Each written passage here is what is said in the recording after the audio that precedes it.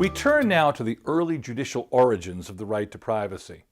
They begin in 1886 in a case called Boyd versus the United States.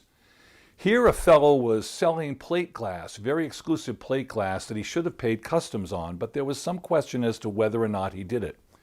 Now you would think that the authorities would be able to go to a judge, get a search warrant, and look through his cabinet files to try to find those materials. But they didn't know exactly which cabinet would have that material. They didn't know the place to be searched. They only knew the thing to be seized. So they came up with the idea of having the fellow himself conduct a search for them. They issued a subpoena called a subpoena duces tecum and said, you come with the material to prove your innocence.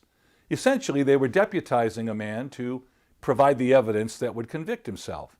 Joseph Bradley, a very conservative member of the court, but very visionary with respect to spatial privacy, said, can't do it.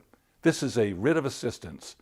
This is a total fishing expedition. You don't know where you're looking. You don't even know if the material is there. And the main problem he saw there is if you go in and go through the files without knowing where you're looking, you could be seeing things that this fellow had written. You could be seeing confessions. This was a Fifth Amendment violation, self-incrimination, as well as a Fourth Amendment violation. And so he defined the Bill of Rights thusly.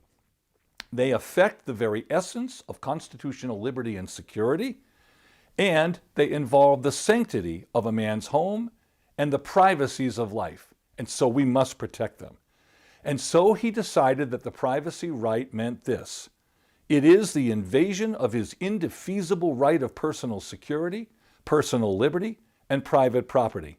As far as he was concerned, in his words, the Fourth and the Fifth Amendments run almost together. They run almost into each other, and so there is a shadow between them that protects against these kinds of searches.